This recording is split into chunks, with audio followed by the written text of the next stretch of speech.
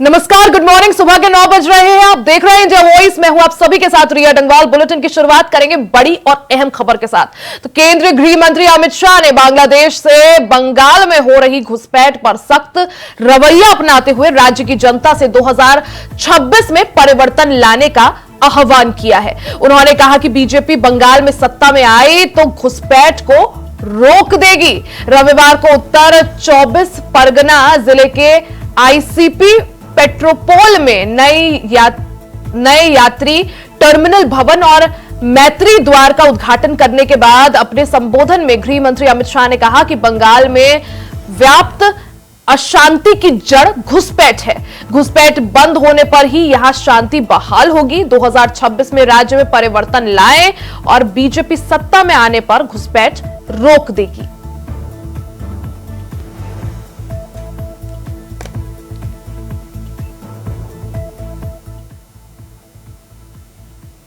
राष्ट्र यज्ञ में आप शामिल होते हैं, मगर बंगाल में जब आप भारतीय जनता पार्टी में जुड़ते हैं तो भाइयों बहनों, बंगाल को कम्युनिस्ट और ममता दीदी के आतंक से मुक्त कराने के एक यज्ञ के साथ भी आप जुड़ते हैं।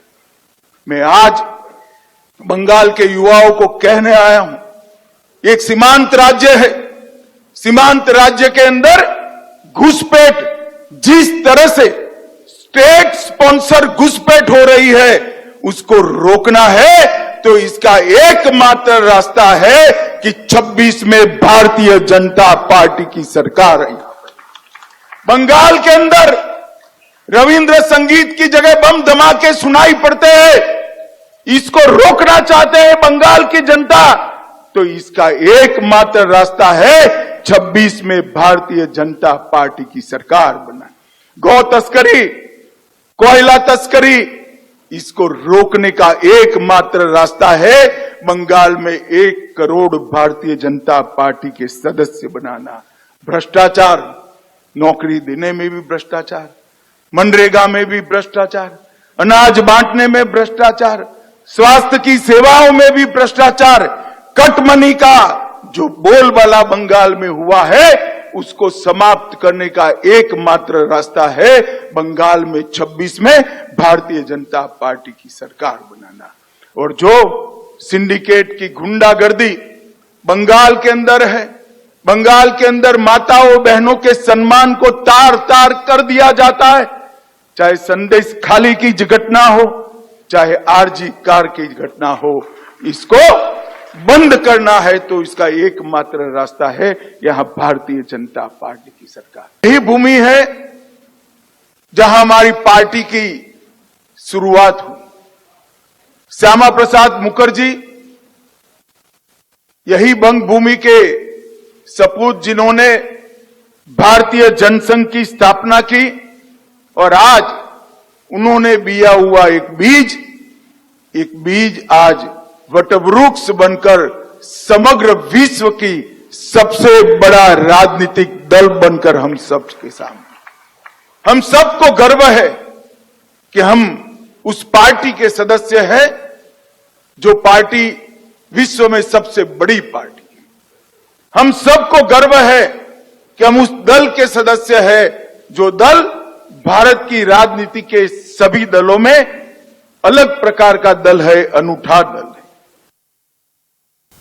वहीं जैसे जैसे यूपी उपचुनाव नजदीक आ रहा है, वैसे वैसे राजनीतिक पार्टियों में हलचल तेज होती जा रही है। सभी पार्टियों के बीच आरोप प्रत्यारोप का सिलसिला लगातार जारी है। इसी क्रम में आगे बढ़ते हुए पूर्व मुख्यमंत्री और समाजवादी पार्टी के राष्ट्रीय अध्यक्ष अखिलेश यादव ने भारतीय जनता पार्टी पर तंज कसते हुए बड़ा आरोप लगाया है।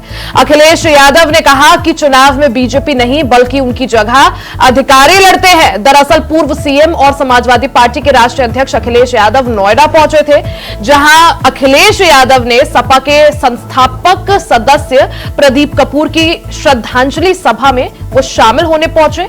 इस दौरान सपा अध्यक्ष अखिलेश यादव ने कहा कि उत्तर प्रदेश में हो रहे उपचुनाव को लेकर अखिलेश ने कहा कि भारतीय जनता पार्टी कार्यकर्ताओं के सहारे चुनाव नहीं लड़ रही है, बीजेपी अधिकारियों के बलबूते चुनाव लड़ रही है, इसलिए उपचुनाव में हार निश्चित है।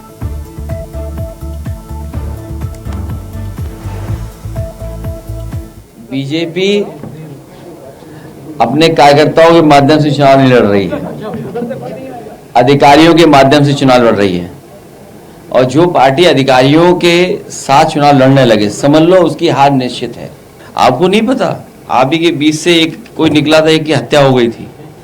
तो बीजेपी कुछ भी कर सकती है, बीजेपी किसी सीमा तक जा सकती है।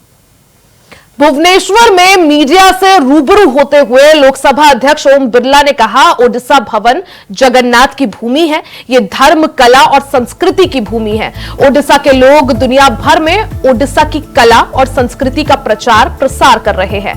8वां प्रवासी भारतीय दिवस ओडिशा के भुवनेश्वर में आयोजित किया जाएगा। दुनिया भर में ओडिशा मूल के लोग प्रवासी भारतीय दिवस में भाग लेंगे। ओडिशा में निवेश करके वो ओडिशा के विकास में बड़ी भूमिका निभाएंगे।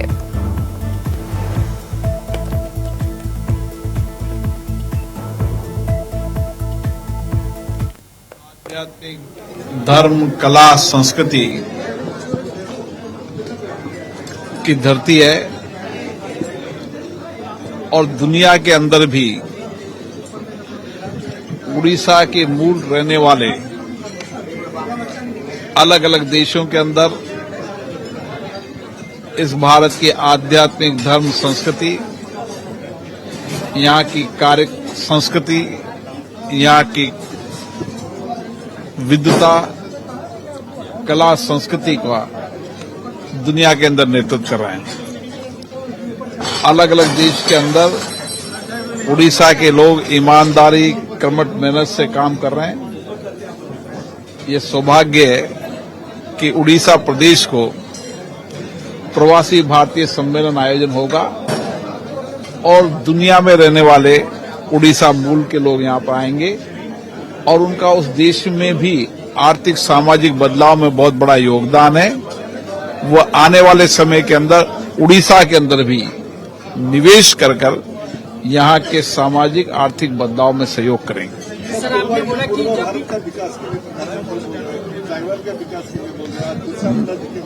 निश्चित रूप से जनजाति का विकास, जनजाति की उन जातियों को जो अभी तक विकास की धारा में नहीं आई थी, उनको विकास की धारा में लाया गया है। संसद के अंदर भी जनजाति विकास के बारे में व्यापक चर्चा हुई, कई विधेयक पारित हुए। मैं कह सकता हूं कि भारत की संसद ने जनजातीय क्षेत्र के विकास और उनके जीवन को परिवर्तन करने के लिए कई कानून भी पारित किए और नीतियां, कार्य योजना भी बनाई, जिससे उनका सामाजिक आर्थिक कल्याण हो सके। वहीं रायबरेली से बड़ी खबर आप सभी को बता दें, जहां सड़क निर्माण में भ्रष्टाचार का खुला खेल खेला जा रहा है। जी हां, करोड़ों की लागत से बन रही सड़क भ्रष्टाचार की भेंट चढ़ गई। एक तरफ सड़क बन रही और दूसरी तरफ उखड़ना शुरू हो गई। नाराज ग्रामीणों और राहगीरों ने इसका जोरदार प्रदर्शन किया। मानक विहीन सड़क निर्माण को लेकर ग्रामीणों ने जमकर नारेबाजी की। 36 करोड़ की लागत से बन रहा है महाराजगंज इन्होना मार्ग। वहीं शिकायत के बाद भी पीडब्ल्यूडी विभाग के अधिकारी इस ओर ध्यान नहीं दे रहे हैं। महाराजगंज इन्होना संपर्क मार्ग निर्माण में भ्रष्टाचार का खुला खेल सामने आया है। तो एक तरफ सड़क बन रही है और दूसरी तरफ से सड़क उखड़ना भी शुरू हो गई। ऐसे में ग्रामीणों में काफी ज्यादा आक्रोश है। ग्रामीणों ने जमकर प्रशासन के खिलाफ प्रदर्शन किया। वहीं अधिकारियों से शिकायत के बावजूद अधिकारी इस ओर ध्यान नहीं दे रहे हैं। तो रायबरेली से बड़ी खबर, जहां सड़क निर्माण में भ्रष्टाचार का खुला खेल खेला जा रहा है। करोड़ों की लागत से बन रही सड़क भ्रष्टाचार की भेंट चढ़ गई है। तस्वीरें आप देख सकते हैं, एक तरफ सड़क बन रही है और दूसरी तरफ सड़क उखड़ना भी शुरू हो गई। ऐसे में नाराज ग्रामीणों और राहगीरों ने इसका जोरदार प्रदर्शन किया। मानक विहीन सड़क निर्माण को लेकर जमकर ग्रामीणों ने नारेबाजी की, प्रशासन के खिलाफ विरोध प्रदर्शन किया। 36 करोड़ की लागत से ये जो सड़क है महाराजगंज इन्होना मार्ग, इसे बनाया जा रहा है। 36 करोड़ की लागत से इस सड़क को बनाया जा रहा है, सड़क का निर्माण किया जा रहा है। हालांकि शिकायत के बाद भी पीडब्ल्यूडी विभाग के अधिकारी इस ओर ध्यान नहीं दे रहे हैं।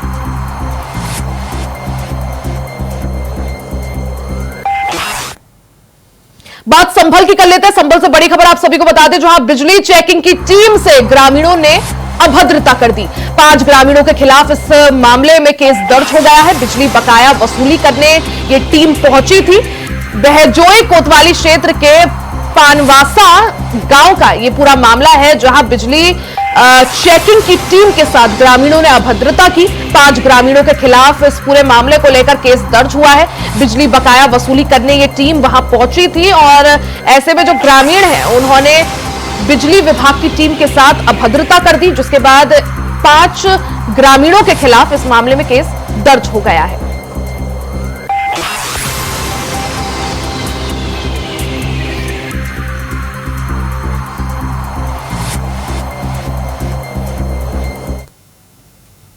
अबूरोड जिले की पुलिस ने शहर के मोनपुर क्षेत्र स्थित ओपेरा सिटी मॉल में ऑफिस किराए पर लेकर फर्जी ऑनलाइन कॉल करके फर्जीवाड़ा करने वाली गैंग का पर्दाफाश किया है। पुलिस ने गैंग के 8 आरोपियों को गिरफ्तार किया है। ये आरोपी मॉल से करीब 2 किलोमीटर दूर गड़का के पास एक होटल में रहते थे।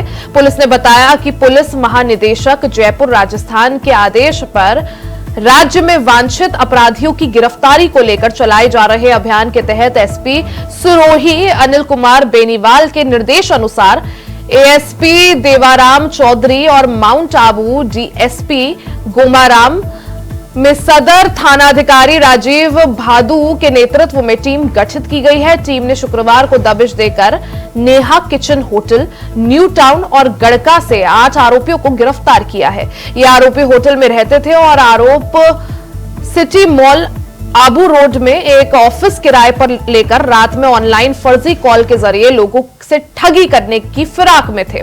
पुलिस ने आरोपियों के कब्जे से 4 लैपटॉप भी बरामद किए हैं।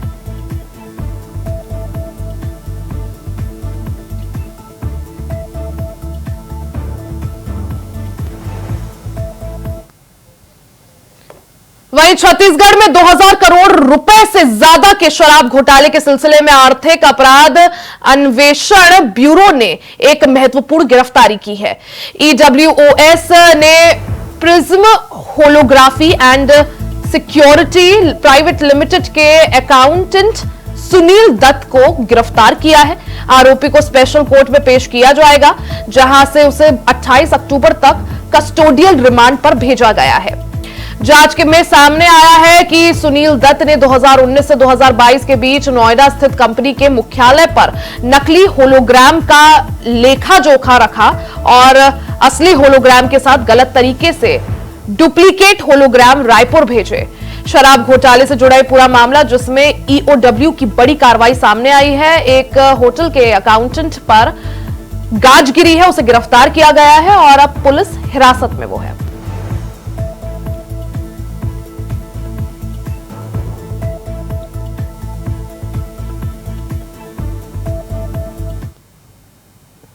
वहीं अयोध्या के रुदौली में रेलवे स्टेशन का जनरेटर लंबे समय से खराब है।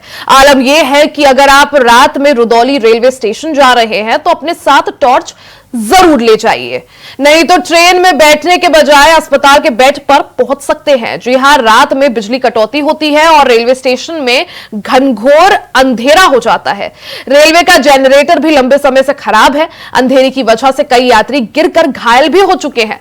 रेलवे प्रशासन की उदासीनता के चलते रुदौली रेलवे स्टेशन पर ना तो जनरेटर और ना ही सोलर पैनल की व्यवस्था है, जबकि रुदौली रेलवे स्टेशन का हाल ही में 13 करोड़ की लागत से कायाकल्प का काम हुआ है, जिसके बावजूद भी अंधेरे से निपटने के लिए कोई इंतजाम नहीं किया गया है। इस दौरान हमारे संवाददाता विनय मिश्रा ने रुदौली रेलवे स्टेशन का जायजा लिया। एक रिपोर्ट आप सभी को दिखाते हैं। बड़ी लापरवाही देखने को मिल रही है। इस समय इंडिया वाइज की टीम रुदौली रेलवे स्टेशन पे है और यहाँ पे आप साफ तौर पे देख सकते हैं। मैं कैमरा पर्सन से कहूंगा कि आप दिखाएं कि आप देख सकते हैं ये ट्रेन आई हुई जोधपुर से जा रही है, वाराणसी से जोधपुर को ये जा रही है, लेकिन यहाँ पूरी तरीके से जो है चारों तरफ अंधेरा छाया हुआ है। मैं दूर तक की दिखाना चाहूंगा कि देख सकते हैं कि यहाँ पे अंधेरा छाया हुआ है। यहाँ पे लाइट की कोई व्यवस्था नहीं, न जनरेटर है, न सोलर की कोई व्यवस्था है, जिससे आम जनता को दिक्कतें होती हैं। जनता को काफी दिक्कतें होती हैं। अगर कोई चोरी की वारदात होती है तो इसमें सबसे ज्यादा दिक्कतें यात्रियों को होगी, क्योंकि कोई ना पहचान पाएगा, कोई मोबाइल छीन के भाग सकता है। इस तरीके की चोरी की वारदातें बढ़ेंगी और देख सकते हैं कि चारों तरफ बिल्कुल अंधेरा छाया हुआ है, कोई व्यवस्थाएं यहाँ पे नहीं है। तो जिस तरीके से जो रेलवे प्रशासन की है, सबसे ज्यादा आय की इनकम होता है, आय का स्रोत है। और अभी ये करोड़ों रुपए की लागत से जो है रुदौली रेलवे स्टेशन को बनाया गया है, लेकिन यहाँ पे लाइट जाने के बाद जो है जनरेटर की व्यवस्था की गई, न सोलर प्लेट की व्यवस्था की, जिससे यहाँ पे उजाला रह सके। और यहाँ पे चारों तरफ अंधेरा है, यहाँ पे कुछ यात्री भी हैं, उनसे भी यहाँ पे हम बात करते हैं। अंधेरा एकदम छाया हुआ है। दिक्कतें होती है अंधेरा? दिक्कत है सर, बहुत दिक्कत है, चोर चाहे का भी दिक्कत है, सब कुछ का दिक्कत है। हाँ, इसमें तो चाहिए रेल को कोई सुरक्षा करे कुछ बढ़िया। आप लोग सहयोग करिए, हो जाए तो बढ़िया है। चले गाड़ी छूट रही। तो यहाँ पे जो लोग भी थे उनका भी यहाँ पे साफ तौर पे कहना है कि जिस तरीके से अंधेरा छाया हुआ है, इससे चोर उचक्के की काफी दिक्कतें होती हैं, यात्रियों को दिक्कतें होती हैं। तो देखा जाए सर तो दिक्कतें तो काफी है, अगर पैसेंजर की वाइज देखा जाए, क्योंकि कई सारी चीजें दुर्घटना अगर लाइट ना होने से चीजें होती भी हैं, तो लाइट तो बहुत जरूरी है आज की डेट में। देखा जाए अगर स्टेशन पे तो ऑब्वियसली होना चाहिए। क्या मांग करते हैं आप? अब ये रेलवे डिपार्टमेंट का काम है, तो रेलवे डिपार्टमेंट से ये उम्मीद की जा सकती है कि लाइट प्रॉपर दी जाए, ताकि जो है यात्रियों को जो है असुविधा ना हो, मतलब स्टेशन पे। जबकि हाल ही में भी करोड़ों रुपए की लागत से ये रेलवे स्टेशन बनाया गया। अच्छा, हाँ, तो फिर अगर करोड़ रुपए की लागत से बनाया गया है तो उसके हिसाब से तो होना चाहिए, फिर हिसाब से तो सोलर की व्यवस्था होनी चाहिए, बिल्कुल होनी चाहिए। क्या नाम पड़ता है आपका? नियाज अहमद। हम आए 3 बार लाइट कट चुकी है यहाँ पर। अब अंधेरे में यहाँ आना, सीढ़ी पे चढ़ना, तमाम सारी समस्याएं हैं। अजनबी व्यक्ति कोई घटना भी हो सकती है, ठोकर भी लग सकता है, चढ़ने उतरने में समस्याएं भी हो सकती हैं। 3 बार लाइट जा चुकी है, अब अभी भी अंधेरा है। तो क्या मांग करते हैं? अब मांग क्या करें, लाइट की व्यवस्था होनी चाहिए, मेंटेन होना चाहिए, और क्या मांगा जाए यहाँ भाई। अगर लाइट नहीं है तो सोलर की व्यवस्था होनी चाहिए। क्या नाम पड़ता है आपका? संतोष कुमार। रुदौली स्टेशन पर उतरे हैं, कन्नौज से आए हैं। यहाँ पर अंधेरा है रुदौली। तो कितनी दिक्कतें हो रही हैं? यहाँ पर चोर भी लग सकते हैं, यहाँ पर एक्सीडेंट भी हो सकता है। क्या नाम पड़ता है आपका? राम हिलाकपुरी। की लागत से जिस प्लेटफॉर्म को बना दिया गया, उसमें रोशनी की व्यवस्था नहीं की गई, जबकि रोशनी की व्यवस्था के लिए 2-4-5 लाख में जो है यहाँ पे रोशनी की व्यवस्था हो जाती। लेकिन रेलवे प्रशासन की यहाँ पे भारी लापरवाही देखने को मिली, जिससे यात्रियों को यहाँ पे काफी दिक्कतों का सामना करना पड़ रहा है। सहयोगी रमेश पांडे के साथ विनय मिश्रा, इंडिया वॉइस, अयोध्या। वक्त हो चला एक छोटे से ब्रेक का, जल्द वापस लौटेंगे, कहीं जाइएगा नहीं। ब्रेक के बाद एक बार फिर से आप सभी का स्वागत है। खबरों में आगे बढ़ते हैं। खबर अलीगढ़ से है, जहां स्कूटी टकराने पर जमकर विवाद हो गया। बता दें कि विशेष समुदाय के युवक के साथ 1 दर्जन से ज्यादा दबंगों ने स्कूटी टकराने को लेकर जमकर मारपीट की। वहीं मारपीट के दौरान स्कूटी सवार घायल हो गया, जिसके बाद सूचना पर पहुंची पुलिस ने युवक को अस्पताल में भर्ती कराया। वहीं इस घटना को लेकर सपा नेता और पूर्व एएमयू छात्र नेता जिला अस्पताल पहुंचे और कार्रवाई करने की मांग करने लगे।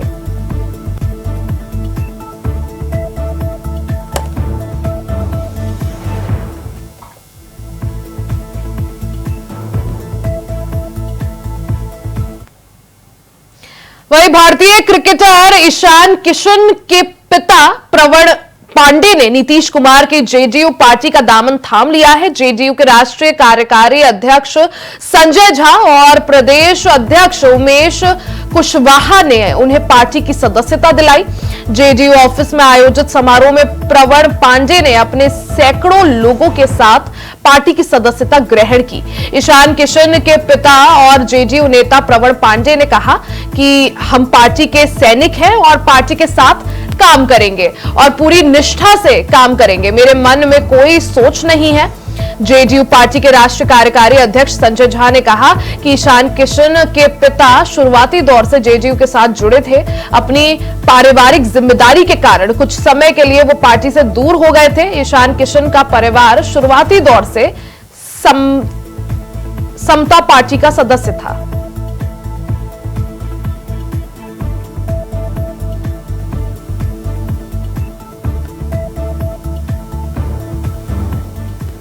प्रणब पांडे जी हमारे पार्टी में ज्वाइन कर रहे हैं जनता दल यूनाइटेड में।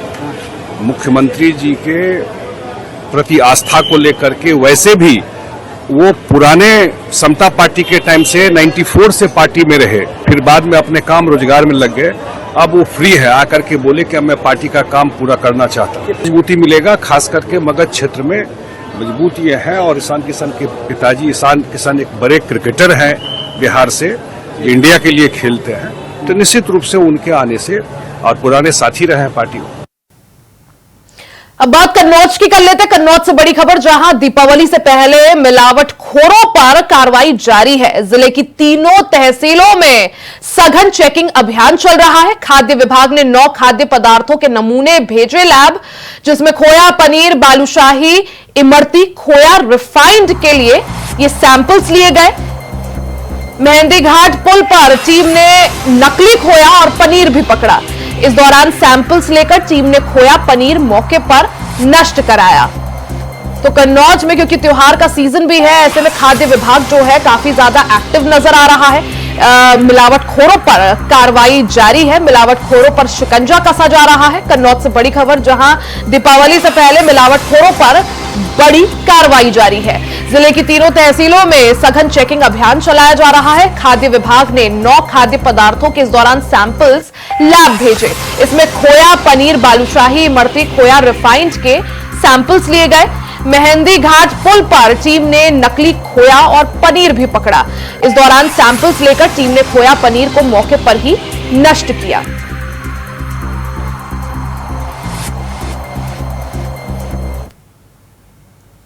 वहीं रायबरेली में सरकारी एम्बुलेंस चालक की लापरवाही सामने आई है। बड़े हादसे को न्योता दे रहे एम्बुलेंस चालक। एम्बुलेंस में तैनात ईएमटी का चलित एम्बुलेंस में वीडियो वायरल। एम्बुलेंस के गेट पर पैर लटकाकर बैठा दिखा ईएमटी। बगल से अगर कोई वाहन निकलता तो हो सकता था हादसा। लखनऊ प्रयागराज नेशनल हाईवे का ये वीडियो बताया जा रहा है, तस्वीरें आप देख सकते हैं। ये लखनऊ प्रयागराज नेशनल हाईवे का वीडियो है, जहां पर एक एम्बुलेंस में एम्बुलेंस चालक की बड़ी लापरवाही सामने आई है। एम्बुलेंस चालक की बड़ी लापरवाही के चलते आप तस्वीरें देख सकते हैं किस तरह से जो ईटीएम है वो खिड़की से पैर लटकाते हुए बाहर दिख रहा है। बड़े हादसे को न्योता दे रहे हैं एम्बुलेंस चालक। एम्बुलेंस में तैनात ईएमटी का वीडियो जो है वायरल हो रहा है। एम्बुलेंस के गेट पर पैर लटकाकर ईएमटी बैठा हुआ है। वहीं आप तस्वीरों में देख सकते हैं बगल से अगर कोई कार या वाहन निकलता तो बड़ा हादसा हो सकता था। तो ये रायबरेली से तस्वीरें, लखनऊ प्रयागराज नेशनल हाईवे में एम्बुलेंस चालक की बड़ी लापरवाही, जिसका वीडियो तेजी से सोशल मीडिया पर वायरल हो रहा है। तो एम्बुलेंस में तैनात ईएमटी गेट से बाहर पैर लटकाते हुए दिख रहा है।